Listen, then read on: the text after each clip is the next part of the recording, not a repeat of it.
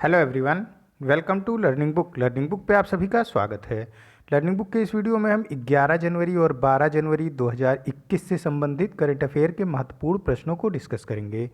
अपने क्वेश्चन के डिस्कशन की शुरुआत की जाए उससे पहले आप सभी से एक रिक्वेस्ट है कि लर्निंग बुक को अपना सपोर्ट दें और हमारी वीडियोस को अधिक से अधिक शेयर करें। जो नए व्यूअर्स चैनल से पहली बार जुड़े हैं उनसे रिक्वेस्ट है वो चैनल को सब्सक्राइब करके बेल आइकॉन को प्रेस कर दें, जिससे जो भी नॉलेजेबल वीडियोस चैनल पे आए उसका नोटिफिकेशन आप तक समय से पहुंच सके। आइए फिर शुरुआत करते हैं अपने आज के पहले प्रश्न के साथ। आज का पहला प्रश्न है कि तमिल अकादमी की स्थापना की जा रही है राज्य सरकार द्वारा, जिससे कि तमिल भाषा और तमिल संस्कृति की रक्षा की जा सके। ये कौन सी स्टेट गवर्नमेंट है जो तमिल भाषा और तमिल संस्कृति की रक्षा के लिए तमिल अकादमी की स्थापना कर रहा है? ये स्टेट है दिल्ली। ऑप्शन ए इसका करेक्ट हो जाएगा। दिल्ली राज्य सरकार ने तमिल अकादमी की स्थापना की घोषणा की है और उनका कहना है कि वे तमिल भाषा और तमिल संस्कृति की रक्षा के लिए तमिल अकादमी की स्थापना कर रहे हैं। दिल्ली में आपकी गवर्नमेंट है और दिल्ली के मुख्यमंत्री का नाम अरविंद केजरीवाल है। दिल्ली की बात हो रही है तो दो और अभी नई न्यूज़ है दिल्ली से। दिल्ली में 18 जनवरी से क्लास 10th और 12th के क्लासेस को फिर से रीओपन कर दिया गया है कोविड-19 पैंडमिक के बाद। और दिल्ली गवर्नमेंट ने बर्ड फ्लू के प्रकोप को देखते हुए वहाँ पे जो प्रोसेस्ड और पैक्ड फूड आता है और जो बाहर के शहरों से आ रहा है उस पर भी पूर्णतः बैन लगा दिया है। दिल्ली ये हमारी यूनियन टेरिटरी है और साथ ही साथ ये हमारे भारतवर्ष की कैपिटल भी है। और दिल्ली 3 तरफ से हरियाणा से घिरी हुई है और एक तरफ से ये उत्तर प्रदेश से है। उत्तर प्रदेश का नोएडा दिल्ली को टच करता है और 3 साइड से ये हरियाणा स्टेट से घिरी हुई है। और दिल्ली के लेफ्टिनेंट गवर्नर, देखो जो यूनियन टेरिटरी होती है वहाँ के गवर्नर को लेफ्टिनेंट गवर्नर बोलते हैं। दिल्ली के लेफ्टिनेंट गवर्नर अनिल बैजल हैं। नेक्स्ट क्वेश्चन है, कोरोना के नए वायरस के खतरे को देखते हुए किस देश में 1.5 माह के सख्त लॉकडाउन का ऐलान करा गया है? 1.5 माह के सख्त लॉकडाउन का ऐलान किया है ब्रिटेन ने। वहाँ पे एक नया स्ट्रेन पाया गया कोरोना वायरस का नया स्ट्रेन पाया गया, जिसके बाद से वहाँ की गवर्नमेंट ने ये डिसीजन लिया कि अब 1.5 महीने का सख्त लॉकडाउन किया जाएगा पूरे ब्रिटेन में। और कोविड-19 पैंडमिक की वजह से ही वहाँ के जो प्रधानमंत्री थे ब्रिटेन के बोरिस जॉनसन, वो इंडिया आने वाले थे एज ए गेस्ट 26 जनवरी 2021 के लिए, लेकिन उन्होंने अपना आने का प्लान कैंसिल कर दिया है। और इस बार भारत बिना किसी चीफ गेस्ट के ही 26 जनवरी 2021 का पूरा प्रोग्राम करेगा और कोई चीफ गेस्ट इनवाइट नहीं किया जा रहा है कोविड-19 पैंडमिक की वजह से। ये अनाउंसमेंट की गई मिनिस्ट्री ऑफ एक्सटर्नल अफेयर के द्वारा। नेक्स्ट क्वेश्चन है, वियतनाम ने किस देश से खाद्यान्न विशेषकर चावल खरीदने की शुरुआत की है? वियतनाम ने चावल खरीदने की शुरुआत की है भारत के साथ। पूरे वर्ल्ड में वियतनाम 3rd रैंक पे था अगर चावल के एक्सपोर्ट की बात करें, लेकिन वहाँ पे चावल के रेट बढ़ गए क्योंकि वहाँ पे चावल की पैदावार इस बार कम हुई। तो फिर जब पैदावार कम हुई तो एक तो एक्सपोर्ट नहीं करेगा उतना ज़्यादा और फिर उसे अपने वहाँ के लोगों को खाने के लिए चावल को खरीदना पड़ेगा। तो उसने भारत से चावल खरीदने की शुरुआत की है और ये 10 साल बाद वियतनाम भारत से चावल खरीदने की बात कर रहा है। अगर हम राइस प्रोड्यूसर की बात करें तो पूरे विश्व में सबसे बड़ा राइस प्रोड्यूसर है चाइना, दूसरे स्थान पे है इंडिया और तीसरे स्थान पे है इंडोनेशिया। लेकिन अगर हम एक्सपोर्ट करने की बात करें कि कौन सबसे ज़्यादा चावल को एक्सपोर्ट करता है, तो भारत सबसे बड़ा एक्सपोर्टर है चावल का। और दूसरे स्थान पे चावल एक्सपोर्टर में है थाईलैंड, तीसरे स्थान पे वियतनाम था, लेकिन अभी वियतनाम खुद हमसे चावल को खरीद रहा है। यहाँ पे ऑप्शन सी करेक्ट हो जाएगा। नेक्स्ट क्वेश्चन है, किस राज्य सरकार ने ओलंपिक में स्वर्ण पदक जीतने वाले खिलाड़ियों को 3 करोड़ रुपए देने की घोषणा की है? ये घोषणा की गई है राजस्थान सरकार के द्वारा। और पहले ये 75 लाख रुपए प्रदान किए जाते थे, लेकिन अब ये 3 करोड़ रुपए देने की घोषणा की गई है राजस्थान गवर्नमेंट के द्वारा। और राजस्थान के मुख्यमंत्री हैं अशोक गहलोत। ये राजस्थान में इंडियन नेशनल कांग्रेस की सरकार है। ऑप्शन ए करेक्ट हो जाएगा। नेक्स्ट क्वेश्चन है, अखिल भारतीय शतरंज महासंघ के नए अध्यक्ष निम्न में से कौन बनाए गए हैं? देखो, अखिल भारतीय शतरंज महासंघ के नए अध्यक्ष बनाए गए हैं, इनका नाम है डॉक्टर संजय कपूर। ये उत्तर प्रदेश से आते हैं और पहली बार शतरंज महासंघ का कोई अध्यक्ष उत्तर प्रदेश से बनाया गया है। चेस फेडरेशन के ये नए अध्यक्ष होंगे, भारतीय चेस फेडरेशन के। जब चेस की बात हो रही है तो इसमें कई सारे नामों को हमें याद रखना होता है जो बराबर एग्जाम में पूछे जाते हैं। सबसे पहला पॉइंट आप ये याद रखोगे कि भारत ने अभी तक कुल 65 चेस ग्रैंड मास्टर को जीता है, मतलब 65 चेस ग्रैंड मास्टर इंडिया में हैं। और पहले ग्रैंड मास्टर कौन थे भारत के? इनका नाम था विश्वनाथन आनंद। अगर बात की जाए सबसे कम उम्र के ग्रैंड मास्टर भारत के कौन है, तो आपको नाम याद रखना होगा डी गुकेश। डी गुकेश ये भारत के सबसे कम उम्र के ग्रैंड मास्टर हैं। और इस वर्ष एक आपको नाम याद रखना होगा रौनक साधवानी का। रौनक साधवानी ने वर्ष 2020 में भारत के लिए 65th चेस ग्रैंड स्लैम जीता और ये ग्रैंड मास्टर बने। ये 65वें ग्रैंड मास्टर हैं 2020 में। ये लास्ट जो ग्रैंड मास्टर हैं भारत के, इनका नाम है रौनक साधवानी। ये नागपुर महाराष्ट्र से बिलोंग करते हैं। तो कौन से 3 नाम याद रखने होंगे? विश्वनाथन आनंद ये पहले चेस ग्रैंड मास्टर हैं भारत के, डी गुकेश सबसे कम उम्र के चेस ग्रैंड मास्टर हैं भारत के, और रौनक साधवानी ये सबसे लास्ट ग्रैंड मास्टर हैं, मतलब लेटेस्ट ग्रैंड मास्टर हैं भारत के, और ये 65वें ग्रैंड मास्टर हैं भारत के। यानी भारत ने अभी तक कुल चेस में 65 ग्रैंड मास्टर दिए हैं। और रौनक साधवानी जिन्होंने 2020 का ग्रैंड मास्टर, जो 2020 के ग्रैंड मास्टर बने चेस के, ये रौनक साधवानी हैं और ये नागपुर महाराष्ट्र से बिलोंग करते हैं। नेक्स्ट क्वेश्चन है, इसका ऑप्शन करेक्ट हो जाएगा B, Sanjay Kapoor. Next question है, किस देश ने हाल ही में पाकिस्तानी महिलाओं के लिए मलाला यूसुफजाई अधिनियम को पारित किया है? मलाला यूसुफजाई अधिनियम को पारित किया है अमेरिका ने।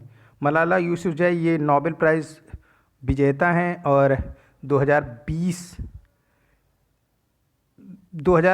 में ही ये अधिनियम पारित कर दिया गया, 2020 के लास्ट मंथ में। और ये क्वेश्चन वहाँ पे कवर नहीं किया जा सका था, यानी दिसंबर के लास्ट वीक में इस अधिनियम को अमेरिका द्वारा पारित किया गया है।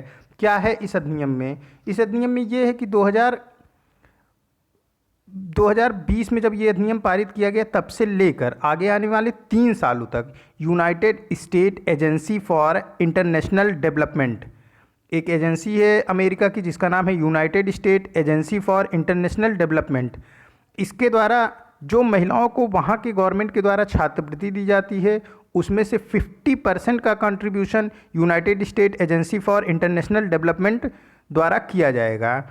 और वहाँ की महिलाओं को, जो पाकिस्तानी महिलाओं को जो छात्रवृत्ति प्रदान की जाएगी, उसमें से 50% छात्रवृत्ति दी जाएगी United state agency for international development के द्वारा। मलाला यूसुफजाई अधिनियम में यही पारित किया गया है अमेरिकन गवर्नमेंट के द्वारा। इसका प्रमुख उद्देश्य ये है कि पाकिस्तान में जो शिक्षा का कार्यक्रम है उसमें सुधार हो, साथ ही साथ वहाँ पे पाकिस्तान की जो महिलाएं हैं, जो मुस्लिम्स महिलाएं हैं, उनके जीवन स्तर में सुधार आए। इसी के लिए मलाला यूसुफजाई अधिनियम को पारित किया गया है अमेरिका में। और इस अधिनियम के तहत पाकिस्तान की महिलाओं को 50% तक छात्रवृत्ति प्रदान की जाएगी United state agency for international development के द्वारा। नेक्स्ट क्वेश्चन है, विश्व ब्रेल दिवस, वर्ल्ड ब्रेल डे किस दिन मनाया जाता है? वर्ल्ड ब्रेल डे प्रत्येक वर्ष 4 जनवरी को मनाया जाता है। क्या होता है ये ब्रेल लिपि? देखो, ब्रेल डे क्या है? देखो, एक ब्रेल लिपि होती है। जो लोग अंधेपन का शिकार हो जाते हैं, जिनको दिखाई नहीं देता है, और इनके लिए ये लिपि काम करती है। मतलब ये इनके अक्षरों में उभार होता है और ये फिर बिना देखे उसको टच करके उस चीज़ को पढ़ते हैं। तो इसी वजह से पूरे वर्ष में वर्ल्ड ब्रेल डे मनाया जाता है, क्योंकि देखो, जो ये लिपि अंधे लोगों को ईजाद की थी, उनका नाम था ब्रेल। ब्रेल ने ही इस लिपि को बनाया अंधे व्यक्तियों के पढ़ाई करने के लिए।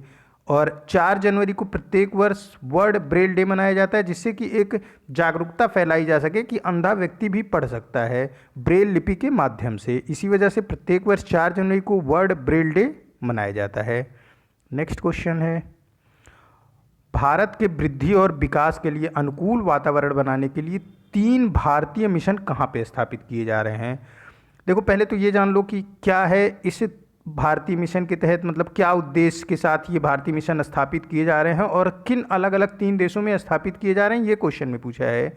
तो पहले तो ये जान लेते हैं, देखो ये एस्टोनिया और पैराग्वे और डोमिनिकन गणराज्य यानी रिपब्लिक ऑफ डोमिनिकन, ये 3 जगहों पर भारतीय मिशन की स्थापना की जा रही है।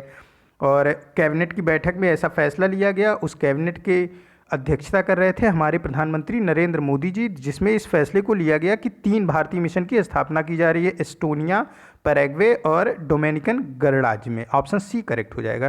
देखो इसका प्रमुख उद्देश्य ये है कि इन तीनों देशों के साथ हमारे डिप्लोमेटिक रिलेशनशिप और स्ट्रांग हों, साथ ही साथ तीनों देशों से हम बायलैटरल ट्रेड यानी द्विपक्षीय व्यापार को बढ़ावा दे सकें और इन्वेस्टमेंट और इकोनॉमिक इंगेजमेंट इन तीनों देशों के साथ काफ़ी अच्छा हो जाए हमारा। इसी वजह से इन तीनों देशों में भारतीय मिशन की स्थापना की जा रही है। 2018 में कुल 18 मिशनों की स्थापना की बात कही गई थी, उसी के तहत इस तीनों मिशन की स्थापना की जा रही। मतलब हम 18 देशों के साथ ऐसा रिलेशनशिप चाहते हैं जिसमें हम डिप्लोमेटिक रिलेशनशिप को स्ट्रॉन्ग कर सके उन देशों के साथ और बायलैटरल ट्रेड का ग्रोथ कर सके, इन्वेस्टमेंट और इकोनॉमिक इंगेजमेंट को इन सभी देशों के साथ बढ़ा सके। अभी इन 3 देशों के साथ भारतीय मिशन की स्थापना के लिए कैबिनेट ने मंजूरी दे दी है। बात करें अगर हम एस्टोनिया की, तो एस्टोनिया ये नॉर्थ यूरोपियन कंट्री है और तल्लिन यहाँ की राजधानी है। पैराग्वे ये साउथ अमेरिका की कंट्री है और एसेंशियोन यहाँ की राजधानी है। और डोमिनिकन रिपब्लिक ये कैरेबियन नेशन है और सेंटो डोमिंगो यहाँ की राजधानी है। नेक्स्ट क्वेश्चन है, Shri Atal Bihari Vajpayee institute of medical science and research centre कहाँ स्थित है, जिसके भवन परिसर का उद्घाटन कर्नाटका के सीएम येदियुरप्पा ने किया। देखो ये स्थित है बेंगलुरु में। ऑप्शन डी करेक्ट हो जाएगा। अटल बिहारी वाजपेयी ये भाजपा से हैं और भाजपा के जो पहले प्रधानमंत्री बने थे भाजपा से, वो अटल बिहारी वाजपेयी ही थे और इन्हीं के नाम पे कर्नाटका में Atal Bihari Vajpayee institute of medical science and research centre की स्थापना की गई। यह स्थापना बेंगलुरु में की गई है। ऑप्शन डी इसका करेक्ट हो जाएगा। कुछ और बात करते हैं कि अटल बिहारी वाजपेयी जी के नाम से क्या क्या किया जा रहा है किस किस स्टेट में। देखो उत्तर प्रदेश की बात करेंगे तो उत्तर प्रदेश में लखनऊ, उत्तर प्रदेश की राजधानी लखनऊ में एक चौराहा था हजरतगंज, जिसका नाम परिवर्तित करके अटल चौक कर दिया गया है। एक स्टेडियम है उत्तर प्रदेश में जिसका उत्तर प्रदेश के लखनऊ में जिसका नाम है इकाना स्टेडियम पहले था, अभी उसका नाम अटल बिहारी वाजपेयी स्टेडियम कर दिया गया है। और अटल बिहारी वाजपेयी जी के ही नाम से उत्तर प्रदेश में अटल बिहारी वाजपेयी मेडिकल यूनिवर्सिटी की स्थापना उत्तर प्रदेश के लखनऊ में की जा रही है। तो मतलब तीनों काम लखनऊ में ही किए गए अटल बिहारी वाजपेयी जी के नाम से उत्तर प्रदेश में। और अटल बिहारी वाजपेयी मेडिकल यूनिवर्सिटी ये लखनऊ में दूसरी मेडिकल यूनिवर्सिटी होगी। पहली मेडिकल यूनिवर्सिटी वहाँ पे किंग जॉर्ज मेडिकल यूनिवर्सिटी पहले से है, अब अटल बिहारी वाजपेयी मेडिकल यूनिवर्सिटी की स्थापना लखनऊ में की जा रही है। मध्य प्रदेश की अगर हम बात करते हैं तो ग्वालियर चंबल एक्सप्रेसवे का नाम अटल बिहारी वाजपेयी एक्सप्रेसवे रखा गया है। और 3 क्षेत्रों में अवार्ड के लिए घोषणा की गई है मध्य प्रदेश के जो मुख्यमंत्री हैं शिवराज सिंह चौहान उनके द्वारा, और ये अवार्ड अटल बिहारी वाजपेयी जी के नाम पे प्रोवाइड कराए जाएंगे। 3 कौन कौन से सेक्टर हैं जिसमें अटल बिहारी वाजपेयी जी के नाम से अवार्ड दिए जाएंगे मध्य प्रदेश में? वो है पोएट यानी कवि, जो उत्कृष्ट कवि होंगे साल में उनको ये अवार्ड दिया जाएगा अटल बिहारी वाजपेयी जी के नाम से। जो जर्नलिज्म सेक्टर में अच्छा प्रदर्शन करेंगे पूरे साल में उन्हें भी मध्य प्रदेश गवर्नमेंट अटल बिहारी वाजपेयी जी के नाम से जर्नलिज्म सेक्टर का अवार्ड देगी। और एडमिनिस्ट्रेशन यानी कि जो अच्छा एडमिनिस्ट्रेशन मतलब कि जो आईएएस होंगे और जो पीसीएस होंगे जो अच्छा कार्य करेंगे पूरे साल के दौरान, उन्हें भी अटल बिहारी वाजपेयी जी के नाम से अवार्ड दिया जाएगा मध्य प्रदेश सरकार के द्वारा। 25 दिसंबर को प्रत्येक वर्ष सुशासन दिवस मनाया जाता है। ये केंद्र सरकार का पहल के बाद आयोजित किया जाता है। गुड गवर्नेंस डे 25 दिसंबर ही अटल बिहारी वाजपेयी जी का जन्मदिन है, इसी वजह से इसको गुड गवर्नेंस डे के रूप में सरकार मनाती है। यहाँ पे ऑप्शन डी करेक्ट हो जाएगा। नेक्स्ट क्वेश्चन है, किस राज्य सरकार ने स्वयं की फसल राहत योजना किसान फसल राहत योजना शुरू की है, जो केंद्र सरकार की फसल बीमा योजना की जगह लेगा? देखो, केंद्र सरकार की फसल बीमा योजना की जगह किसान फसल राहत योजना की शुरुआत की गई है झारखंड गवर्नमेंट के द्वारा। ये पूरी तरीके से मतलब कि ये अपने वहाँ के किसानों को प्रधानमंत्री फसल बीमा योजना के स्थान पर किसान फसल राहत योजना देंगे। देखो, जो फसल बीमा योजना होती है इसमें क्या है होता है कि कुछ इंश्योरेंस होता है, इंश्योरेंस का प्रीमियम सबमिट करना होता है। जमा करने के बाद अगर कोई दैविक आपदा आती है जैसे बाढ़ या फिर सूखा पड़ जाए, तो फिर जो प्रीमियम के अमाउंट के अनुसार किसानों को भुगतान दिया जाता है। होता क्या है कि किसान केसीसी के माध्यम से बैंकों से लोन लेके अपनी खेती को करते हैं। फिर अगर कोई दैविक आपदा आ जाती है, खेत में आग लग जाना किसी वजह से, या फिर बाढ़ आ जाना, या फिर सूखा आ जाना, तो उनकी खेती का पूरा नुकसान हो जाता है। तो अगर किसान की जो फसल है वो इंश्योर्ड होगी इंश्योरेंस कंपनियों के द्वारा, तो फिर उन्हें वो पैसे इंश्योरेंस कंपनी से मिल जाते हैं। और फिर क्या होता है उससे कि वो अपना जो लोन लिए होता है किसान केसीसी के माध्यम से, या फिर जो किसान का खुद का नुकसान हुआ होता है उसकी भरपाई हो जाती है। इसीलिए अलग अलग राज्य सरकारें और इवन केंद्र सरकार ने भी किसान फसल बीमा योजना लॉन्च की है। तो अभी किसान फसल राहत योजना ये झारखंड गवर्नमेंट की योजना है। अभी कुछ दिनों पहले ही आंध्र प्रदेश सरकार ने भी 1 रुपये में किसानों के लिए फसल बीमा योजना की शुरुआत की है। देखो, वो पूरा फुल्ली जो आंध्र प्रदेश गवर्नमेंट के द्वारा है वो तो पूरी तरीके से फ्री इंश्योरेंस है, लेकिन उसमें 1 रुपये में क्या करना है कि किसान को अपना रजिस्ट्रेशन कराना है कि वो आंध्र प्रदेश सरकार द्वारा चलाई जा रही फसल बीमा योजना को लेना चाहता है। उसके लिए 1 रुपये रजिस्ट्रेशन चार्ज रखा है आंध्र प्रदेश गवर्नमेंट ने। और झारखंड ने भी अभी प्रधानमंत्री फसल बीमा योजना की जगह पे किसान फसल राहत योजना की शुरुआत की है। ऑप्शन डी इस क्वेश्चन का करेक्ट हो जाएगा। बात करते हैं प्रधानमंत्री किसान फसल बीमा योजना की। इसकी शुरुआत 2016 में प्रधानमंत्री नरेंद्र मोदी जी के द्वारा की गई। इसमें क्या है कि देखो, एक प्रीमियम जमा करना पड़ेगा अगर आपको कोई भी इंश्योरेंस लेना होता है। तो राबी फसल के लिए जो, और प्रीमियम किस बेसिस पे जमा होगा कि कितनी एकड़ भूमि है, कितनी ज़मीन पे किसान खेती कर रहा है और किस खेती के लिए किसान ले रहा है। तो अगर राबी की फसल के लिए जितना प्रीमियम अमाउंट होगा उसका 1.5% किसान को देना होता है, और बाकी प्रधानमंत्री किसान फसल बीमा योजना के तहत किसानों का प्रीमियम गवर्नमेंट देती है। सिर्फ 1.5% राबी फसल के लिए दिया जाता है किसानों के द्वारा। राबी फसल ये विंटर मतलब कि जो ठंडक का सीजन होता है उसमें इसको उगाया जाता है, जैसे वीट, बार्ली, पीज, मस्टर्ड, ये सभी राबी फसल होते हैं। खरीफ फसल का जो प्रीमियम होता है उसका 2% किसानों को देना होता है, और शेष 98% देती है प्रधानमंत्री किसान फसल बीमा योजना के तहत केंद्र सरकार। और बागवानी फसलों के लिए 5% का जो प्रीमियम का 5% हिस्सा किसानों को देना होता है, बाकी दिया जाता है प्रधानमंत्री किसान फसल बीमा योजना के तहत केंद्र सरकार के द्वारा। ये है प्रधानमंत्री किसान फसल बीमा योजना। और उसके स्थान पे अभी झारखंड सरकार ने 1 रुपये में किसानों के लिए फसल बीमा योजना शुरू की। आंध्र प्रदेश सरकार ने 1 रुपये में किसानों के लिए फसल बीमा योजना शुरू की, और किसान फसल राहत योजना शुरू की गई है झारखंड सरकार के द्वारा। नेक्स्ट क्वेश्चन है, इलेक्ट्रोल बॉन्ड जारी करने वाला भारत का एकमात्र अधिकृत बैंक कौन सा है? देखो, पहले आंसर जानते हैं। इलेक्ट्रोल बॉन्ड जारी करने वाला भारत का एकमात्र अधिकृत बैंक है भारतीय स्टेट बैंक। बात करते हैं इलेक्ट्रोल बॉन्ड की। क्या होता है ये इलेक्ट्रोल बॉन्ड? देखो, जो इलेक्शन के दौरान जब चंदा दिया जाता है इलेक्शन लड़ने वाली पार्टियों को, मतलब कि जैसे बीजेपी, कांग्रेस, आप, इन सबको जब चंदा मिलता है तो उसमें पारदर्शिता के लिए गवर्नमेंट का ये कहना था कि उसमें पारदर्शिता के लिए इलेक्ट्रोल बॉन्ड बनाया जा रहा है।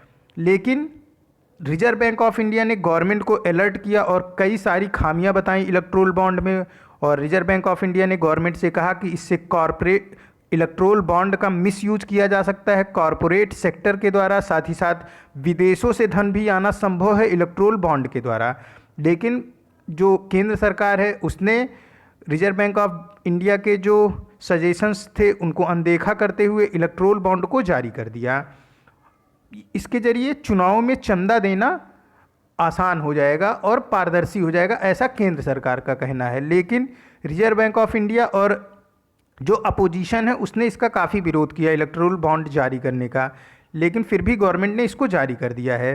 और इलेक्ट्रोल बॉन्ड में मैंने बताया कि दो कमियां रिजर्व बैंक ऑफ इंडिया के द्वारा बताई गई सरकार को, कि एक तो कॉरपोरेट सेक्टर इलेक्ट्रोल बॉन्ड का मिसयूज़ कर सकता है, साथ ही साथ विदेशों से धन आना संभव है इलेक्ट्रोल बॉन्ड के द्वारा, जबकि चुनाव आयोग इस बात पे रोक लगाता है कि कोई भी पार्टी चुनाव लड़ने के लिए विदेशों के धन का इस्तेमाल नहीं कर सकती है इंडिया में। फिर भी विदेशों से धन आना संभव है इलेक्ट्रोल बॉन्ड के जरिए। क्या होता है इलेक्ट्रोल बॉन्ड? देखो, आप भारतीय स्टेट बैंक में जिसे चंदा देना है वो पैसे जमा करे, तो एक इलेक्ट्रोल बॉन्ड बैंक की तरफ से दे दिया जाएगा उस व्यक्ति को। अब वो व्यक्ति पार्टी ऑफिस में जाके वो इलेक्ट्रोल बॉन्ड दे सकता है पार्टी में अपनी तरफ से, कि मैं इतना चंदा दे रहा हूँ पार्टी को इलेक्शन लड़ने के लिए। अब पार्टी वो इलेक्ट्रोल बॉन्ड लेके फिर से स्टेट बैंक ऑफ इंडिया जाएगी, और स्टेट बैंक ऑफ इंडिया जितने का वो इलेक्ट्रोल बॉन्ड होगा उतना पैसा पेमेंट कर देगी उस पार्टी को जिसके द्वारा वो इलेक्ट्रोल बॉन्ड प्रस्तुत किया जाता है। क्या है कि कोई व्यक्ति किसी दूसरे स्टेट का है और उसे दिल्ली में जाके अपना चंदा देना है, तो वो अपने वहाँ के स्टेट बैंक में इलेक्ट्रोल बॉन्ड ले सकती है और फिर दिल्ली में जाके वो इलेक्ट्रोल बॉन्ड दे के पार्टी में चंदा, पार्टी ऑफिस में चंदा दे सकती है। और काफ़ी कमियां हैं इलेक्ट्रोल बॉन्ड में। हालांकि अभी भारतीय स्टेट बैंक एकमात्र अधिकृत बैंक बनाया गया है जो कि इलेक्ट्रोल बॉन्ड को जारी कर सकता है। ऑप्शन ए इसका करेक्ट है। नेक्स्ट क्वेश्चन है, भारतीय तटरक्षक बल इंडियन कोस्ट गार्ड ने 7 एशियाई देशों के साथ समुद्री खोज और बचाव संचालन में सहयोग के लिए एक समझौता ज्ञापन पर हस्ताक्षर किए हैं। निम्न में से कौन सा देश इस समूह में नहीं है? देखो, जो 7 देशों के साथ इंडियन कोस्ट गार्ड ने समझौता किया है वो हैं Japan, Philippines, Thailand, Myanmar, Sri Lanka, Indonesia, Vietnam. इन मतलब ये पूरे 6 देश हुए और 7वां देश हमारा भारतवर्ष है। तो भारतवर्ष का भारतीय तटरक्षक बल ने इन पूरे 7 एशियाई देशों के साथ एक समूह बनाया है जिससे ये लोग मिलकर समुद्र में खोज और बचाव संचालन में सहयोग के लिए आपस में एक दूसरे की मदद करेंगे। ऐसा समझौता इन 7 देशों के द्वारा किया गया है। तो इसमें से क्वेश्चन है कि कौन सा इस समूह में नहीं है? तो कौन कौन सा समूह है? Philippines, Thailand, Myanmar, Sri Lanka, Indonesia और वियतनाम, यानी कि दक्षिण कोरिया इसमें से नहीं है। ऑप्शन ए इसका करेक्ट हो जाएगा। इंडियन कोस्ट गार्ड ये मिनिस्ट्री ऑफ डिफेंस के अधीन कार्य करता है। इंडियन कोस्ट गार्ड के डायरेक्टर जनरल हैं कृष्णा स्वामी नटराजन। यहाँ पे ऑप्शन ए करेक्ट हो जाएगा। दक्षिण कोरिया इस समझौते का हिस्सा नहीं है। नेक्स्ट क्वेश्चन है,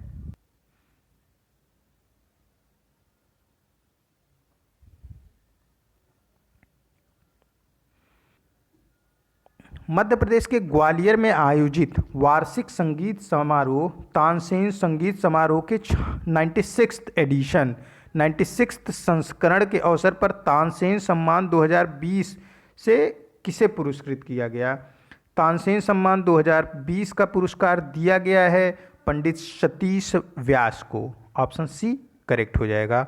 और इसका आयोजन किया गया था मध्य प्रदेश के ग्वालियर में तानसेन संगीत समारोह का। उसी के दौरान तानसेन सम्मान 2020 दिया गया पंडित सतीश व्यास को। नेक्स्ट क्वेश्चन है, किस पोर्टल ने 6वें डिजिटल इंडिया अवार्ड 2020 में महामारी में नवाचार श्रेणी के तहत प्लैटिनम आइकॉन पुरस्कार को जीता है? देखो, ये 6ठा संस्करण है। डिजिटल इंडिया अवार्ड दिया जाता है प्रत्येक वर्ष 2014 से और ये 6ठा संस्करण था उसका। इसमें अलग अलग श्रेणियों में पुरस्कृत किया जाता है जो डिजिटल से संबंधित ऐप होते हैं या फिर कुछ भी पोर्टल होता है। तो इस बार एक श्रेणी थी महामारी में नवाचार की श्रेणी, यानी कि महामारी के दौरान जो इनोवेशन हुआ उसमें सबसे अच्छा पुरस्कार प्लैटिनम आइकॉन पुरस्कार किसको दिया गया? ये दिया गया ई संजीवनी ऐप को। ई संजीवनी ऐप ये टेलीमेडिसिन सर्विस है सेंट्रल गवर्नमेंट की, यूनियन गवर्नमेंट की, और ये लॉन्च की गई थी उसी दौरान जब कोविड-19 अपने बिल्कुल पीक पे था इंडिया में। तो इसी को महामारी में नवाचार श्रेणी के तहत प्लैटिनम आइकॉन पुरस्कार दिया गया। ऑप्शन ए इसका करेक्ट है। कुछ और देखते हैं कि कौन कौन से पुरस्कार इस दौरान किस श्रेणी में किसको मिला। देखो, डिजिटल गवर्नेंस में उत्कृष्ट मंत्रालय का पुरस्कार दिया गया। ये दिया गया न्याय विभाग के सर्वोच्च न्यायालय को, मतलब कि न्याय का जो विभाग है उसके सर्वोच्च न्यायालय को सुप्रीम कोर्ट ऑफ इंडिया को दिया गया। डिजिटल गवर्नेंस में उत्कृष्ट मंत्रालय का पुरस्कार, डिजिटल गवर्नेंस में उत्कृष्ट राज्य का पुरस्कार किस राज्य को दिया गया? ये दिया गया हरियाणा गवर्नमेंट को। मतलब कि हरियाणा गवर्नमेंट ने डिजिटल गवर्नेंस में सबसे अच्छा प्रदर्शन किया पूरे इंडिया में। डिजिटल गवर्नमेंट में उत्कृष्ट जिले का पुरस्कार किस जिले को दिया गया है? ये मध्य प्रदेश का एक जिला है जिसका नाम है खरगोन जिला। खरगोन जिला को डिजिटल गवर्नमेंट के उत्कृष्ट जिला का पुरस्कार दिया गया डिजिटल इंडिया अवार्ड के 2020 के एक श्रेणी में। और जूरी चॉइस अवार्ड दिया गया आरोग्य सेतु ऐप को। आरोग्य सेतु ऐप ने एक वर्ल्ड रिकॉर्ड भी बनाया है, सबसे कम समय में सबसे ज़्यादा डाउनलोड का। पूरे विश्व में सबसे ज़्यादा डाउनलोडिंग है आरोग्य सेतु की और सबसे कम समय में। ये वर्ल्ड रिकॉर्ड भी है आरोग्य सेतु का, इसे मिला जूरी चॉइस अवार्ड। और महामारी के में नवाचार श्रेणी के तहत प्लेटिनम आइकॉन पुरस्कार जीता ई संजीवनी ने। नेक्स्ट क्वेश्चन है, ये आज का लास्ट क्वेश्चन भी है। Institute of engineering and technology द्वारा 2020 का प्रख्यात इंजीनियर पुरस्कार किसे दिया गया? ये पुरस्कार दिया गया रेलवे बोर्ड के जो इससे पहले जस्ट पहले अध्यक्ष थे विनोद कुमार यादव, उनको दिया गया। विनोद कुमार यादव ये रेलवे बोर्ड के अध्यक्ष और सीईओ दोनों थे। इन्हीं को प्रख्यात इंजीनियरिंग पुरस्कार दिया गया जो प्रदान किया जाता है institute of engineering and technology के द्वारा। और इस समय प्रेजेंट टाइम में जिन्होंने विनोद कुमार यादव का स्थान लिया है, यानी जो रेलवे बोर्ड के नए चेयरमैन बने हैं, उनका नाम है सुनीत शर्मा। ये रेलवे बोर्ड के नए चेयरमैन और सीईओ हैं। इनसे जस्ट पहले विनोद कुमार यादव थे रेलवे बोर्ड के चेयरमैन और सीईओ। उन्हीं को institute of engineering and technology के द्वारा 2020 का प्रख्यात इंजीनियर पुरस्कार प्रदान किया गया था। यहाँ पे ऑप्शन बी करेक्ट हो जाएगा। ये आज का लास्ट क्वेश्चन था। मिलते हैं नए करंट अफेयर के साथ नेक्स्ट वीडियो में। Keep study on learning book. Thank you for watching this.